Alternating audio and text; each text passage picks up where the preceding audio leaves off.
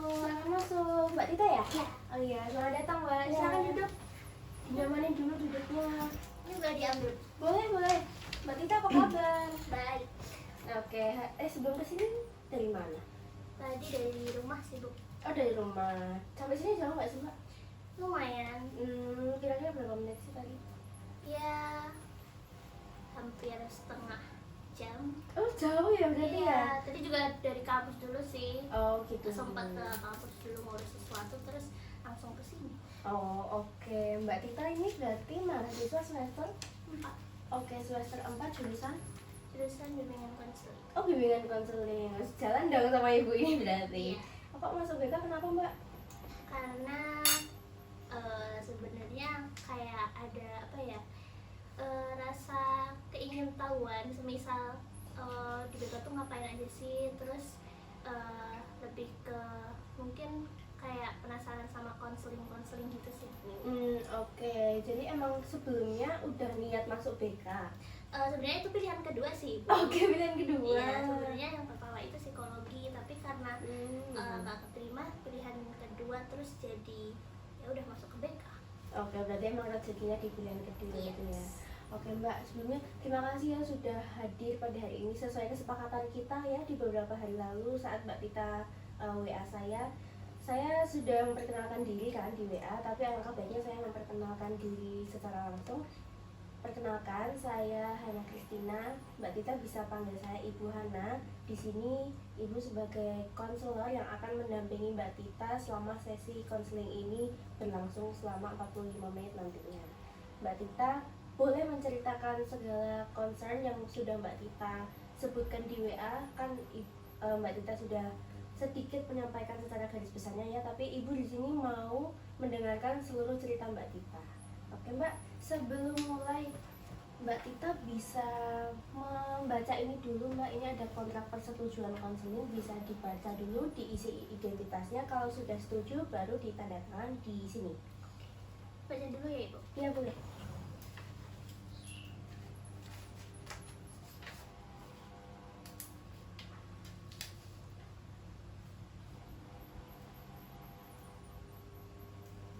Oh iya Mbak, ini juga ada tisu sama air putih, kalau mau digunakan atau diminum silahkan ya. Oke, Bu.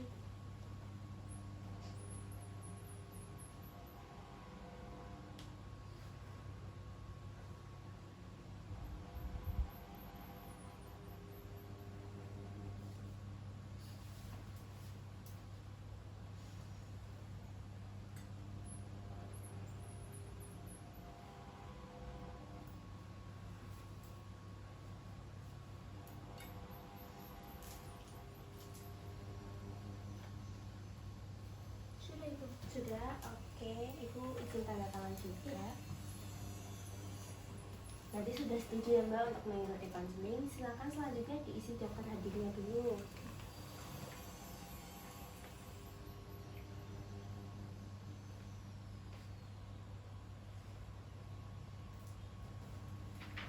Oke baik, terima kasih Mbak Tita. Sebelumnya Mbak Tita udah pernah ikut konseling belum sih? Pernah, Ibu? Oh pernah. Tentang konseling individu juga? Iya.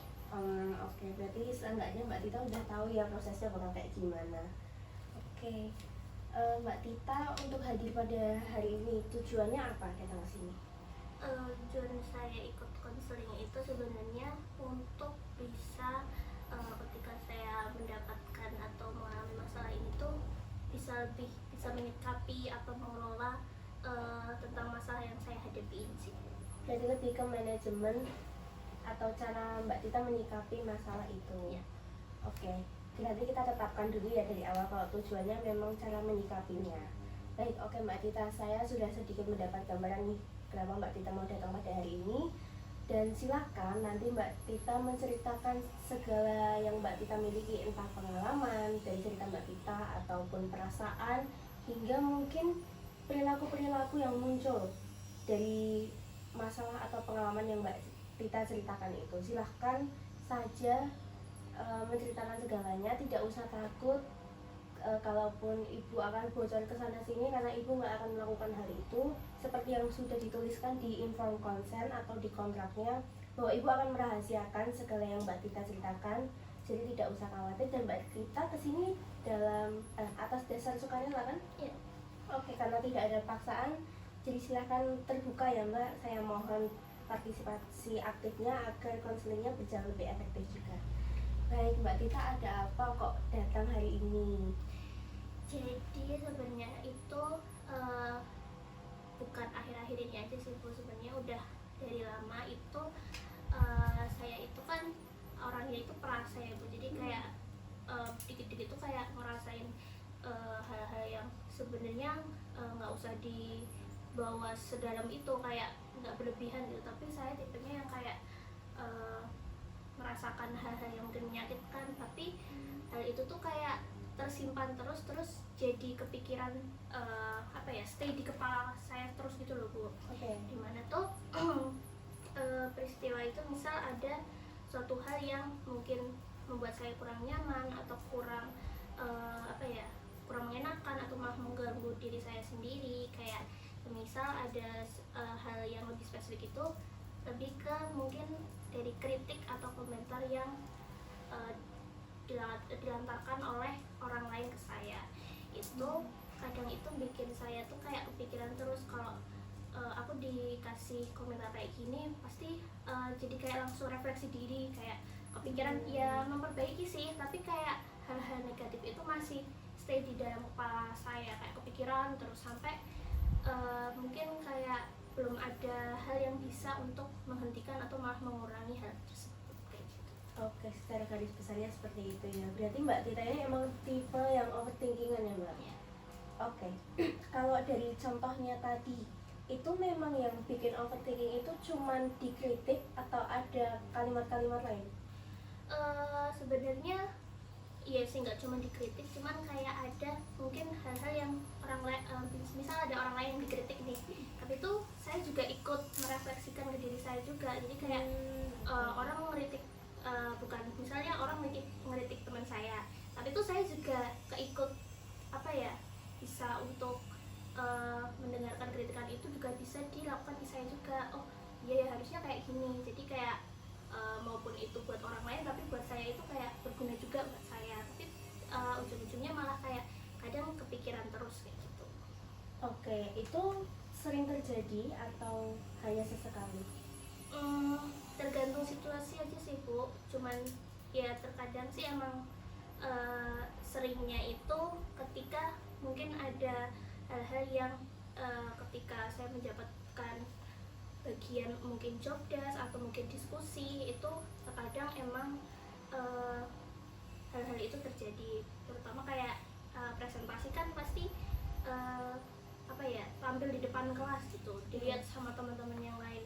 Situ mungkin kayak kritik itu emang nggak terlihat, cuman dari saya sendiri kayak melihat orang-orang atau audiensnya itu kan apa ya, banyak pikiran-pikiran yang berlalu lalang lah, maupun itu yang negatif atau positif, tapi lebih terlihat itu yang negatif, dimana kayak orang menatap saya dalam presentasi gitu tuh kayaknya orangnya kayaknya nggak bisa public speaking deh, atau kayak kurang percaya diri, atau orangnya gemeteran nih ngomong ini, atau ngejelasinnya kayak kurang apa ya, profesional gitu-gitu sih.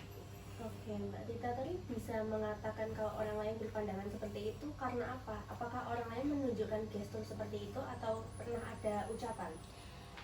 Sebenarnya dua-duanya sih Bu. Dari bagaimana mereka menatap itu kan kadang kalau apa ya, mata itu kan apa ya, bisa dibilang kayak bisa dibaca, mau itu kayak keadaan mata biasa ya biasa aja, cuman mungkin ada kayak menjudge itu mungkin agak disipitin dikit, atau apa ya, ekspresi wajahnya yang berubah. Terus kalau yang secara fakta itu mungkin kayak dengan setelah saya presentasi nih, nanti saya bilang, duh jadi kayak kelihatan gemeteran nggak ya, aku biasanya tanya ke teman kan, terus teman biasanya iya tadi agak gemeteran. Nah dengan itu kayak udah ada bukti emang saya kelihatan dia gemeteran itu atau kurang percaya diri, itu jadi mendorong saya jadi pikiran negatifnya itu makin parah gitu loh. Oke, pas Mbak Tita tadi tanya ke teman yang soal mungkin gemeter ya, itu biasanya yang gemeter apa sih Mbak? Yang gemeter itu maupun dari suara atau tangan. Oke, disertai keringat dingin gitu nggak Mbak? Keringat dingin enggak selalu sih, tapi pernah. Oke, pas Mbak Tita tanya ke temen itu tadi, aku kelihatan gemeteran nggak sih? Itu temen hanya menjawab iya itu atau ada tambahan kata-kata lain? Iya, tapi kayak masih ada dukungan kayak iya tadi kelihatan gemeter tapi bagus kok, udah keren gini gini gini, masih ada buat pujiannya juga sih. Berarti ada apresiasi dari Iya. lingkungannya. Ketika Mbak Tita tanya soal apakah aku tadi gemetar, itu Mbak Tita juga jelasin nggak? Aku tadi gemetar tuh karena aku gini-gini loh, atau cuma tanya? Gemeterannya ya karena grogi itu aja sih, jadi kayak tanda suaranya bergetar gitu, atau enggak tangannya agak apa ya, menunjukkan tuh gesturnya tuh kayak gelisah gitu loh.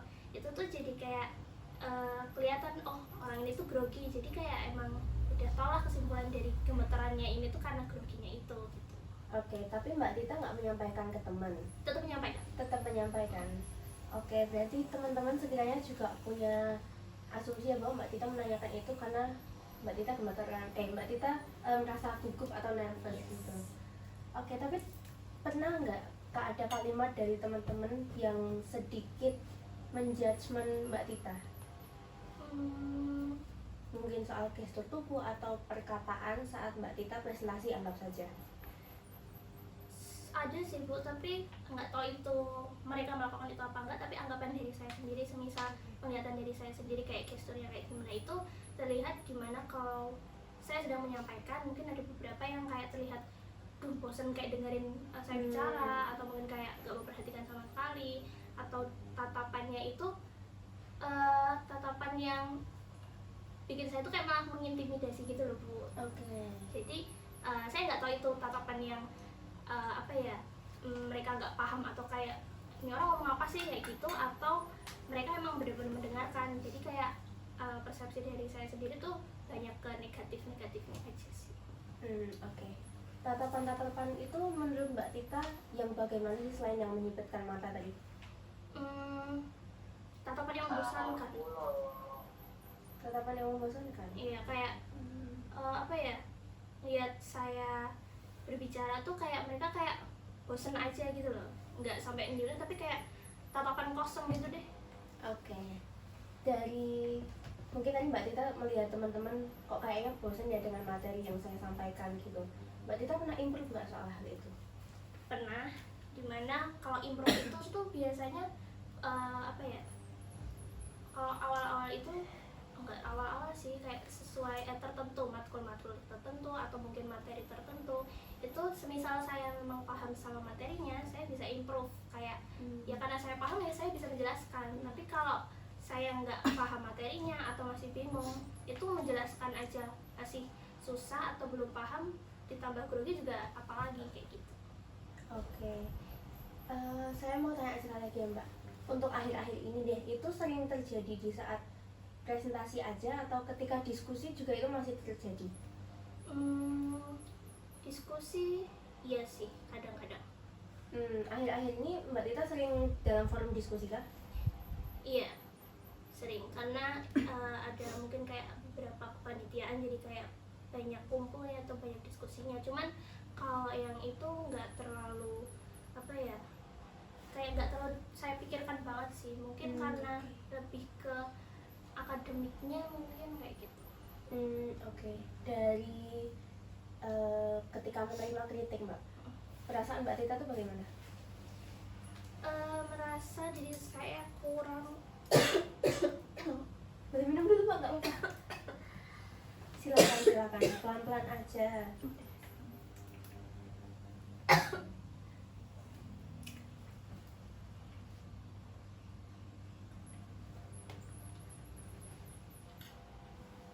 Jadi sampai apa ya?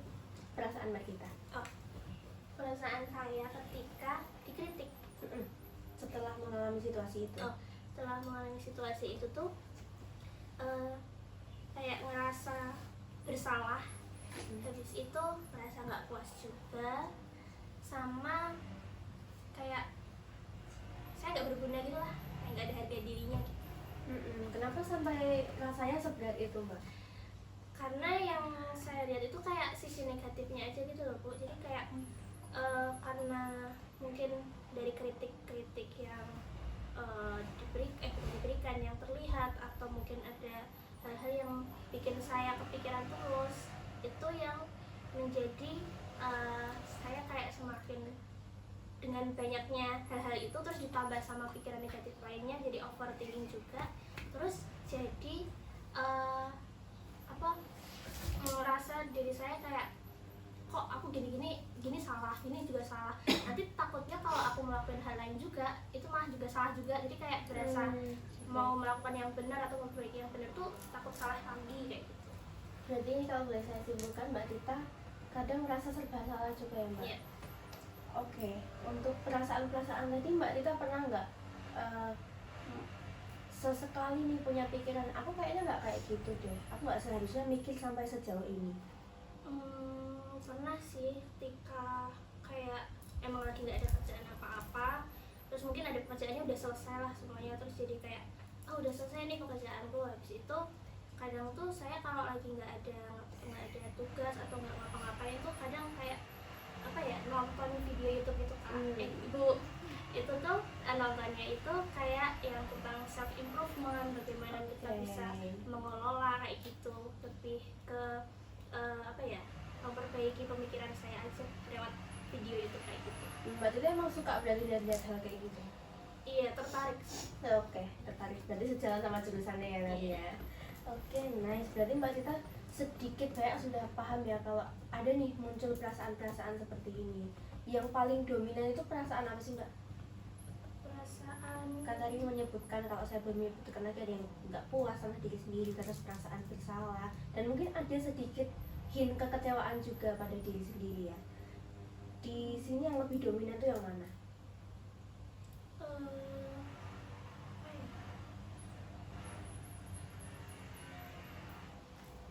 Boleh direfleksikan dulu selama ini saya lebih dominan ngerasa apa ya yang langsung dirasakan ketika menghadapi situasi itu. lebih kayak nggak nggak merasa puas sama diri sendiri aja sih Bu. Oke, berarti di bagian yang nggak puas sama diri sendiri. Iya. Memang standar kepuasan kamu terhadap diri kamu itu sejauh mana sih? Ketika saya melakukan hal itu orang-orang bisa menghargai atau mengapresiasi hal itu. Oke, menghargai ya berarti highlightnya ya. Iya. Kamu mau dihargai yang seperti apa? Sebenarnya menghargai itu kan dari kritik tadi tapi ditambah dukungan itu sudah termasuk menghargai cuman saya kan lebih sering ke lebih mengumpulkan ke yang negatif itu yang kritiknya itu nah dari kritik-kritik itu tuh misal saya udah memperbaiki dari kritik itu tapi masih takut atau waspada dengan mungkin hal-hal yang berikutnya bakal terjadi dengan mungkin kritik yang sama tapi kayak masih kepikiran aja gitu loh Bu. Oke. Saya catat dulu. Oke, setelah sudah selesai dengan perasaan itu, biasanya Mbak Tita ngapain? Biasanya kalau buat melupain itu atau mengurangi Setelah memiliki perasaan nggak puas tadi, perilaku apa yang mungkin muncul? Adakah? kalau merasa nggak puas itu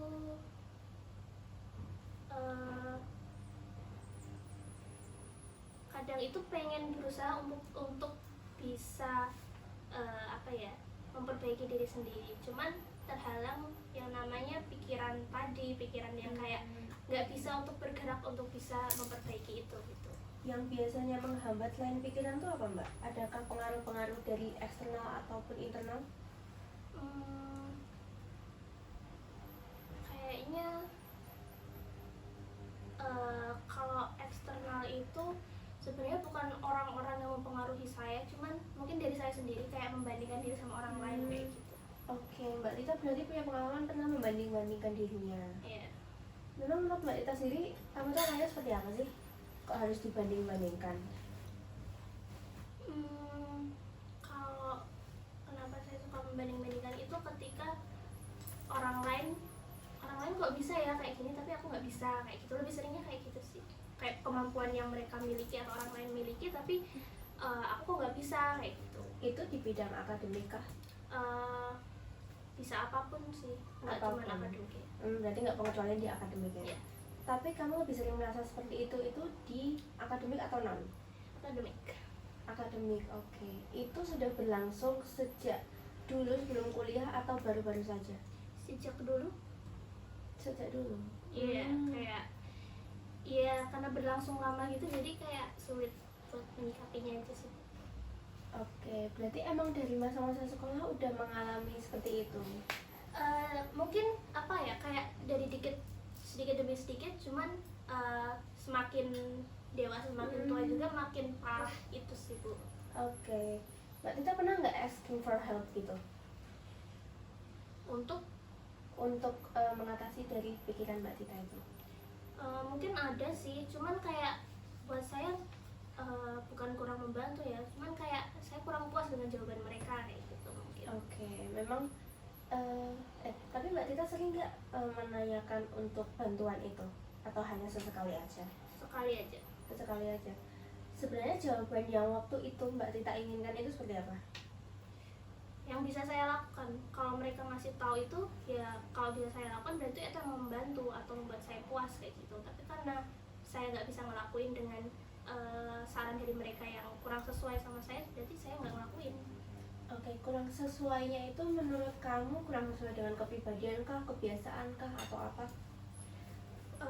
Kurang sesuai itu kayak saya beranggapan kayak itu kayaknya nggak mungkin terjadi sih, atau kayaknya ini nggak bekerja deh kayak gitu. Oke, berarti Mbak Tita sudah memiliki gambaran ke depan kalau rasanya saya nggak mampu untuk melakukan itu. Oke, adakah perilaku-perilaku lain selain berpikiran negatif itu? Mungkin Mbak Tita jadi malas untuk mengerjakan tugas. Itu iya bisa sih Bu. Malas juga karena dengan banyaknya apa ya pikiran negatif kan jadi kayak kita nggak tahu mau ngapain, terus mau bergerak pun kayak bingung, apa ya, udah pikirannya udah berantakan, mau bergerak pun tuh mau gerak ngapain kayak gitu. Mau kalaupun ada kayak tugas-tugas gitu, saya sempet sih akhir-akhir ini kayak apa ya, kebanyakan nggak tahu itu hanya akademik aja atau mungkin ada hal-hal lainnya, itu bikin otak saya tuh kayak penuh tapi kayak nggak tertata gitu loh Bu. Jadi kayak bisa dibilang burnout itu mungkin, cuman ya karena hal itu saya kayak bisa semingguan nih banyak tugas tapi kayak nggak dikerjain sama sekali kayak gitu. Oh gitu. Oke, berarti tahap perilakunya itu malas yang sudah sampai sedemikian rupa dan malah prokrastinasi ya Mbak? Yes. Itu sering terjadi kah?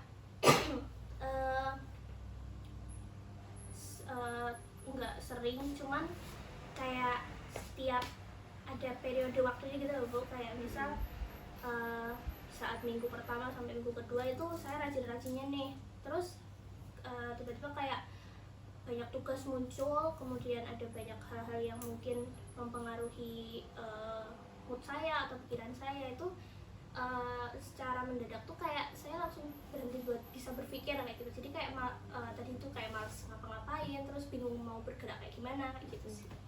Oke, overall berarti Mbak Tita dari pikiran yang negatif thinking tadi ketika dikritik terus memiliki perasaan nggak puas karena mungkin kurang merasa dihargai dengan teman-teman atau lingkungannya Mbak Tita sehingga memunculkan perilaku bisa improve tapi lebih sering negatif thinking seperti itu ya. Terus juga terkadang malas hingga puncaknya mungkin di prokrastinasi.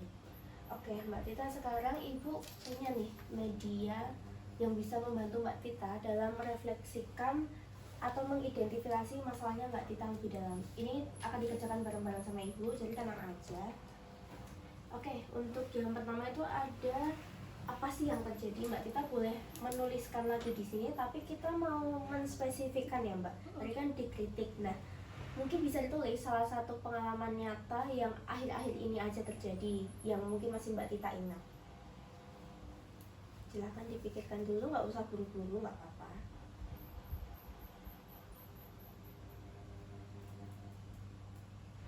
Nanti kalau ada pertanyaan langsung tanya ke Ibu aja ya. Oke.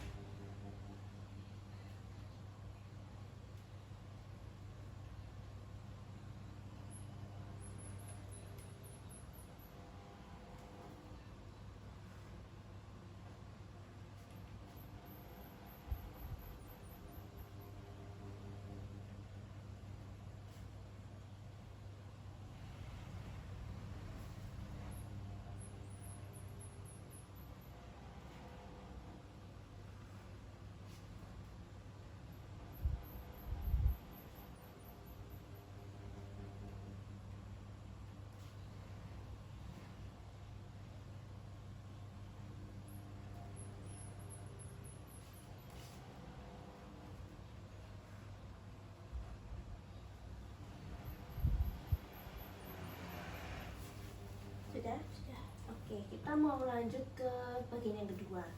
Di kolom ini itu apa sih yang kamu pikirkan setelah kamu menghadapi situasi ini? Langsung di saat kamu menghadapi situasi, kamu tuh mikir apa? Silahkan ditulis.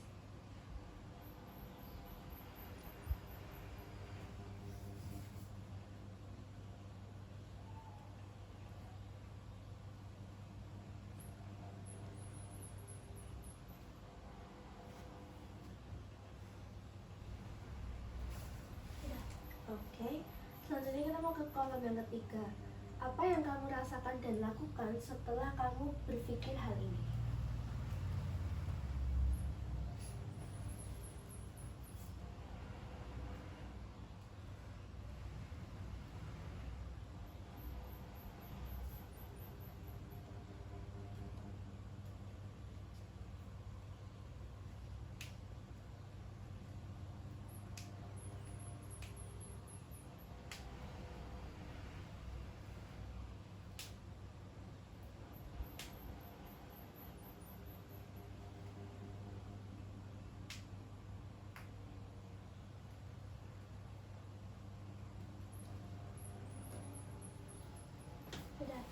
Sudah? Oke, yang terakhir. Ada skala seberapa berat perasaanmu ini? Silahkan di checklist aja di atas angkanya. Kalau 1 itu paling rendah, 10 itu paling tinggi, berarti paling berat gitu. Sudah. Oke, ini tengah-tengah ya Mbak berarti? Yes. Oke, terima kasih. Saya akan membaca dulu.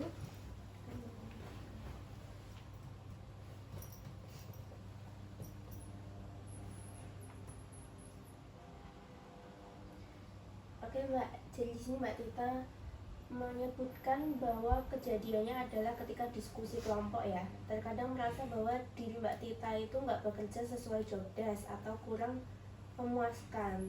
Dan dapat dilihat dari respon orang yang kurang puas dari hasil kerja Mbak Tita. Memang pernah ada pengalaman seperti ini Mbak? Sebenarnya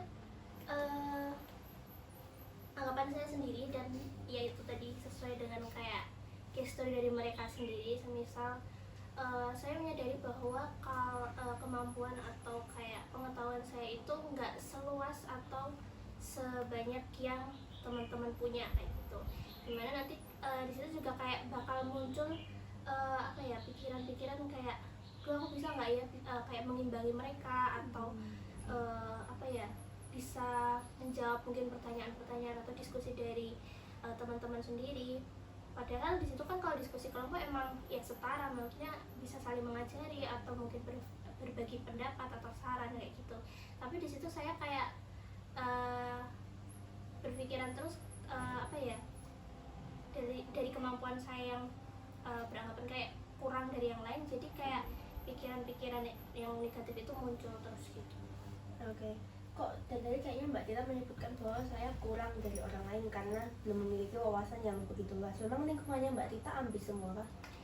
Kalau dilihat dari saat ini itu mungkin apa ya, lebih ke dominan banyak yang ambis sih.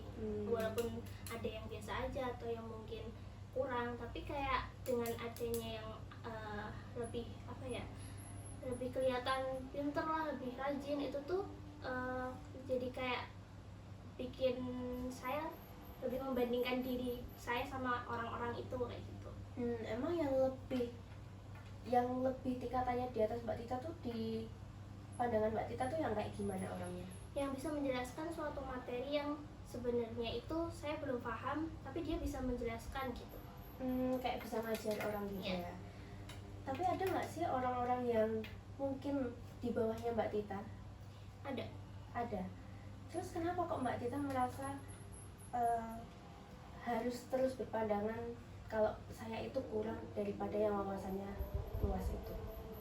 Karena saya belum banyak belajar, dan proses orang itu beda-beda. Kayak orang belajar itu kan pasti punya apa ya, proses yang mungkin dia emang cepat nangkepnya atau bisa dalam memahami materinya itu, bisa menyampaikan atau mengajarkan materi itu ke orang lain. Tapi kan ada orang yang kayak susah untuk menerima materi, atau mungkin hal-hal yang membuat dia susah buat belajar kayak gitu. Oke. Kalau begitu ini ibu lihat lagi dari respon orang yang kurang puas hasil kerja saya. Emang ada yang pernah respon ibu? Bukan respon yang terlihat jelas gitu sih, cuman kayak ya gestur tadi yang mungkin eh, nggak tahu itu mungkin kayak apa ya, sikapnya dia atau tatapan dia yang kayak kayaknya ini orang kayak nggak kerja banyak deh, atau nggak ngebantu sama sekali kayak gitu. Mbak Tita pernah make sure nggak ke orangnya? nggak Nggak pernah. Kenapa? nggak mau ribet. Nggak mau ribet. Kok nggak mau ribet?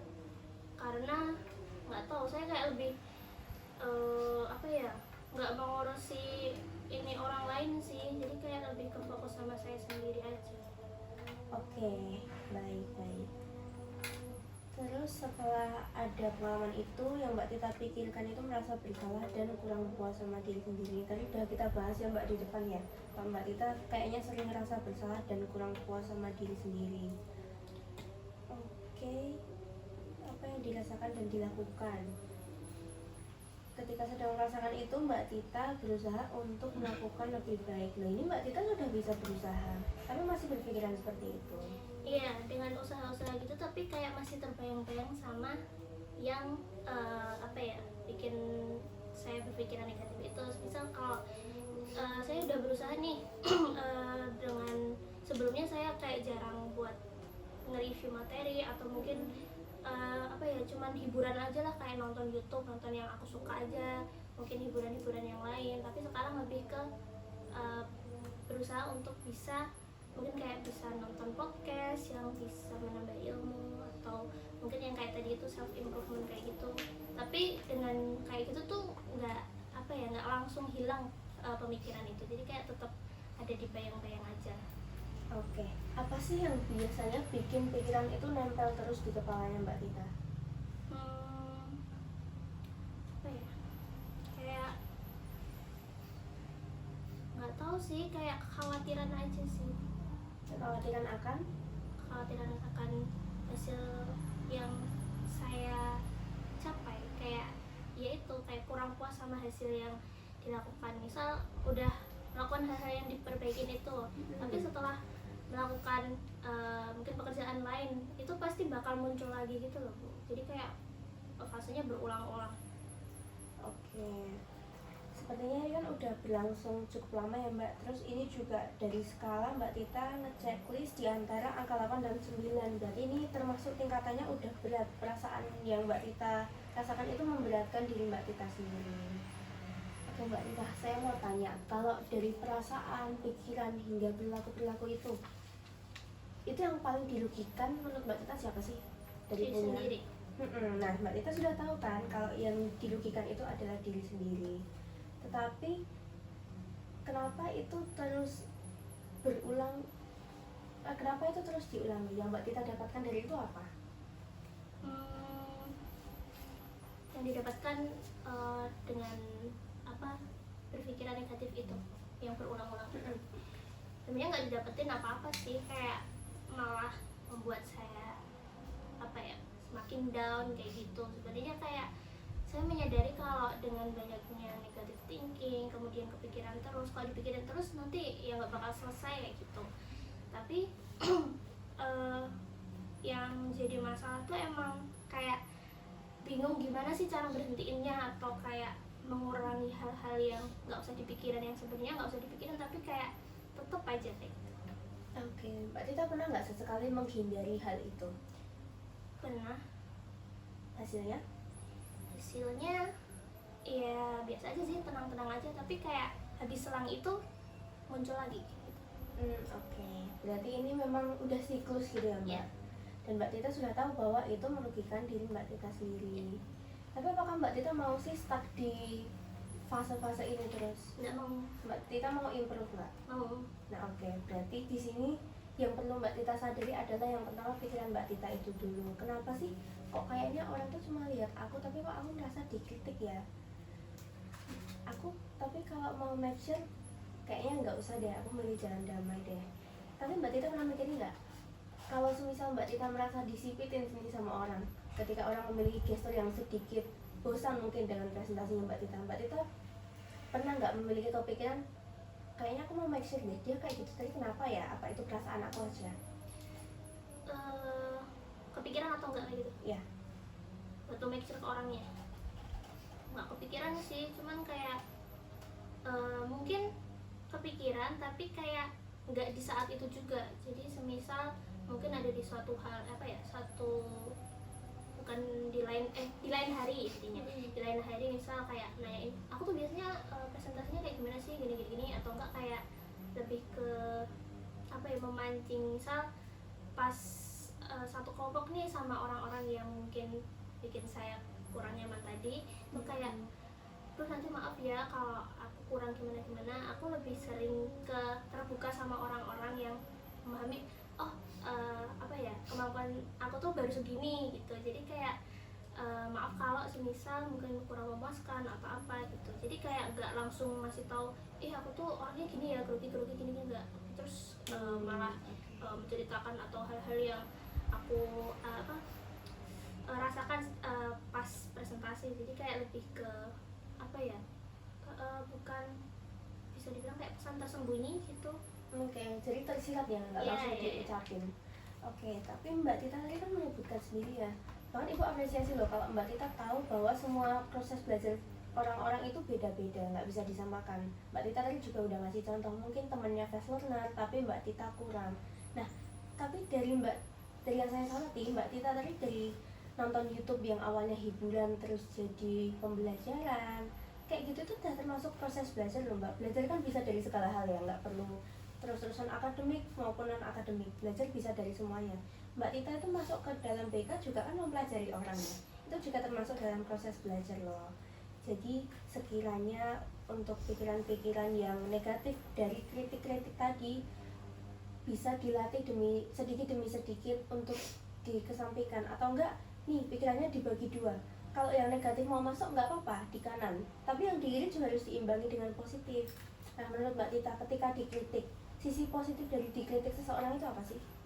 Sisi positifnya itu kita jadi tahu oh kesalahan kita di sini, terus kita bisa memperbaiki hal-hal yang ternyata yang kita nggak lihat, ternyata orang lain lihat kalau ini kurang, jadi kita bisa memperbaiki hal itu kayak gitu. Nah, tepat banget, ini Mbak Tita udah bisa merefleksikan nih, bahkan Mbak Tita udah bisa ngambil sisi positifnya dari cerita tadi.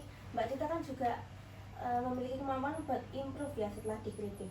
Itu juga udah termasuk dalam prosesnya Mbak Tita loh, walaupun nggak instan. Kalau instan mah semua orang pasti bisa langsung belajar ya. Oke, semisal sahabat Mbak Tita deh, Mbak Tita kan punya sahabat deket ya di kuliah ya? Nggak ada sahabat, teman dekat. Teman dekat, oke. Teman dekat Mbak Tita di kuliah itu ketika mengalami hal yang sama kayak Mbak Tita, dia dikritik sama orang, apakah kamu menyimpulkan bahwa dia itu memiliki pikiran yang sama sih sama kamu? Nggak beda. Nggak beda, oke. Dan ketika kamu menjadi orang lain, dia melihat kamu kayak istilahnya kamu padahal cuma ngeliatin dia nih agak bosan, tapi kamu nggak ngejudge dia. Tapi ketika kamu tahu dia menganggap kamu ngejudge dia, kamu akan melakukan apa? Posisinya kamu adalah orang lain yang dia anggap seperti itu. Melakukan apa-apa. Gak melakukan apa-apa karena emang nggak bertujuan untuk ngejudge atau apa. Jadi kayak ya kalau saya itu tipenya mungkin semisal orang lain lagi apa ya, kayak presentasi itu contohnya, mungkin saya lebih ke ya menghargai aja. Cuman orang-orang itu kayak beranggapan semisal apa ya, first impression orang-orang yang sebelum kenal saya, setelah kenal saya itu dulu saya awalnya gini cuek jutek dengan tatapannya kayak gini, itu lebih ke apa ya anggapan dari pertama kali tatapan saya. Kalau tatapan saya biasa aja tuh kayak orang lain tuh ngeliat ini orang kayaknya nggak suka deh sama aku kayak gitu. Mungkin saya bisa beranggapan kayak gitu, pasti kayaknya dia kalau dilihat aku kayak gini kayaknya dia ngerasa aneh deh atau gimana kayak gitu sih. Nah oke, berarti itu kan tergantung perspektif dari orang ya Mbak. Nah sekarang bisa ditata lagi. Tadi Mbak Tita menyebutkan kalau misal Mbak Tita jadi orang lain itu, padahal memang ya wajah saya begini, tapi kan saya nggak bermaksud untuk ngejudge kamu lewat gestur atau tatapan. Nah Mbak Tita mungkin bisa merefleksikan dari itu, kalau tidak semua orang itu seperti itu, walaupun wajahnya memang dari sananya seperti itu ya Mbak, tapi kan tidak semua orang ingin mengkritik Mbak Tita gitu. Siapa tahu mereka memang diam, tapi diam-diam mereka itu ingin mengapresiasi Mbak Tita, tapi mungkin waktunya bukan di saat itu, seperti itu. Oke, ini saya ada sedikit homework buat Mbak Tita, tapi dikerjakan di rumah aja, bisa disimpan dulu. Ini nanti dikerjakan boleh di akhir dari minggu, berarti di hari Minggu ya, di minggu depan bisa dilaporkan lagi ke saya. Tuliskan kalimat yang sering muter-muter di kepala kamu, bisa di hari itu atau rangkuman di 1 minggu itu. Lalu pertanyaannya ada 3, silahkan dijawab. Ini tadi pertanyaannya juga sudah saya tanyakan ke Mbak Tita, jadi bisa dipikirkan.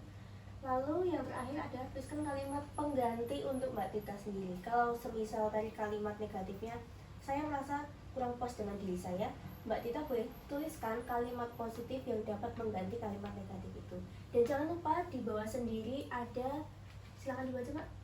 Kamu tidak harus langsung percaya pikiran baru itu, cukup pilih untuk mencobanya 1 hari dalam 1 waktu.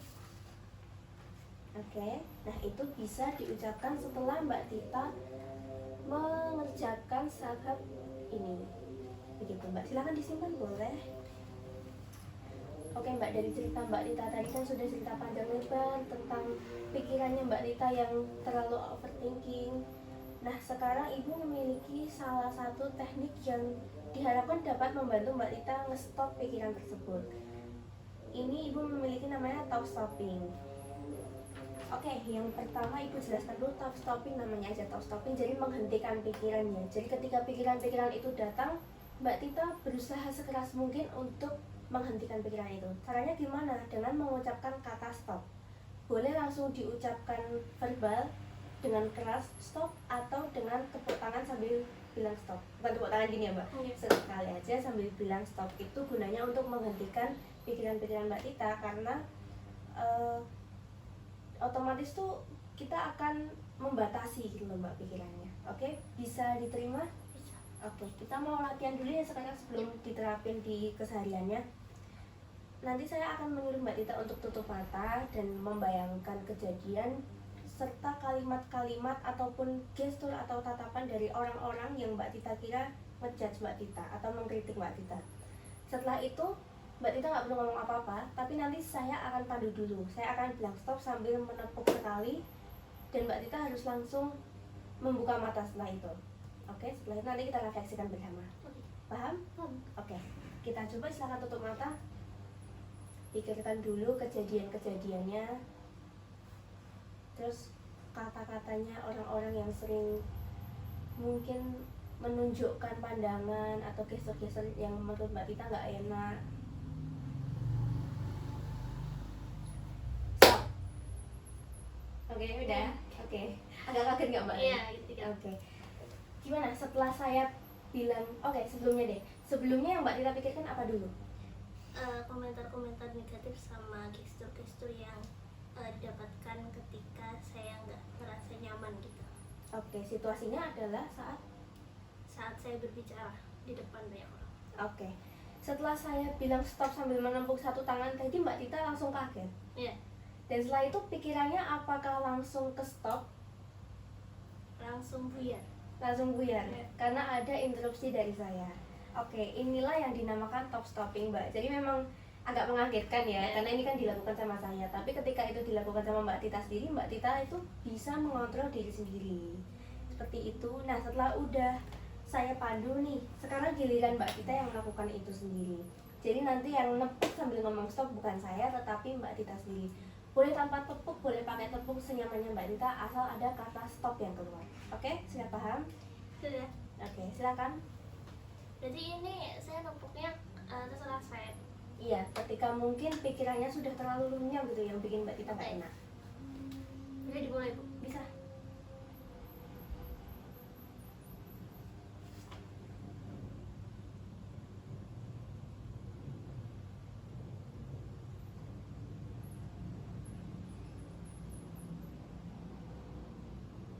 Stop. Iya, Langsung buyar ya? iya. Oke. Jadi Mbak Tita merasa cocok nggak sama teknik yang satu ini? Sebetulnya cocok. Cocok. Oke, jadi ini teknik juga bukan paten Mbak, nggak harus Mbak Tita lakukan secara terus menerus, tapi ketika latihan menggunakan ini bertujuan untuk membatasi pikirannya Mbak Tita. Jadi kalau udah kerasa nih mulai negatif thinking, nggak harus tutup mata sih Mbak. Ketika Mbak Tita gini ngelamun diem, tiba-tiba ada pikiran-pikiran negatif masuk, Mbak Tita harus langsung sadar, enggak, ini nggak boleh, ini bukan aku. Langsung bisa ngomong aja atau bisa menepuk, atau kalau Mbak Tita memiliki metode lain boleh bisa mencubit tangannya sendiri, tapi kalau bisa jangan ya Mbak, karena itu menyakiti diri sendiri. Atau mungkin menepuk lengan atau melakukan sesuatu seperti itu. Sudah pahamkah?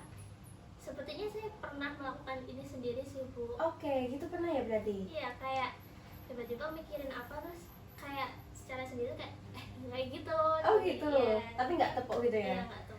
Oke, itu berarti Mbak Tita sudah bisa menerapkan dengan mudah dong ya Mbak? Oke. Oke, ini Ibu kasih panduan untuk tahu stoppingnya, walaupun Mbak Tita sudah mengerti, tapi di sini ada detailnya. Ini juga dibersamai dengan tarik nafas yang perlahan sebelum ataupun sesudah melakukan tahu stopping. Ini juga bisa sebagai langkah refleksi diri sendiri Mbak. Terserah Mbak Tita mau mikirin apa, tapi yang pasti semua pikiran itu harus dibatasi. Jangan sampai pikiran Mbak Tita itu menguasai diri Mbak Tita. Nanti jadinya pasti tumbuh kembangnya tuh terhambat. Oke, ini juga ada beberapa pilihan kalimat pengganti seperti aku tetap berharga terlepas dari apapun pendapat orang lain dan sebagainya. Tapi bisa Mbak Tita ganti dengan kalimat apapun yang membuat Mbak Tita nyaman, asal harus ada kalimat penggantinya setelah melakukan tahu stopping. Gunanya apa sih? Biar Mbak Tita tahu Mbak Tita itu berharga di mata siapapun. Terus ada juga jurnal harian. Nah, ini bisa diisi langsung di sini aja. Situasinya saat itu apa, saat melakukan ini, terus pikiran negatif yang muncul apa, kalimat penggantinya apa, serta jangan lupa di rating perasaan setelah melakukan tahu stopping itu dari 1 sampai 10 di skala berapa. Berarti kalau 10 tuh paling puas gitu ya, sudah paling puas. Sudah paham? Sudah. Oke, bisa disimpan.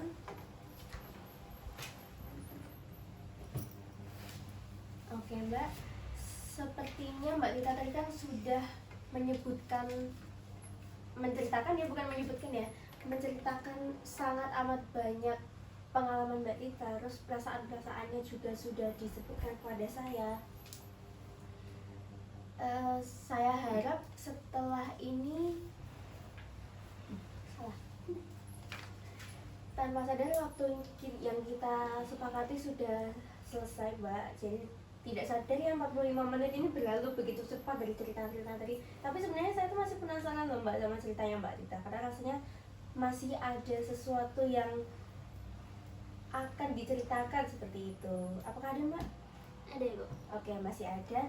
Tapi mohon maaf, berhubung kita sudah selesai waktunya, jadi kita bisa kok jadwalkan lagi pertemuan selanjutnya. Nanti bisa di follow up sekalian PR-nya tadi. Iya. Di follow up lewat WA. Nanti silakan Mbak Tita hubungi saya aja, saya kan fleksibel. Jadi nanti saya yang menyesuaikan Mbak Tita. Begitu pula sebaliknya ya.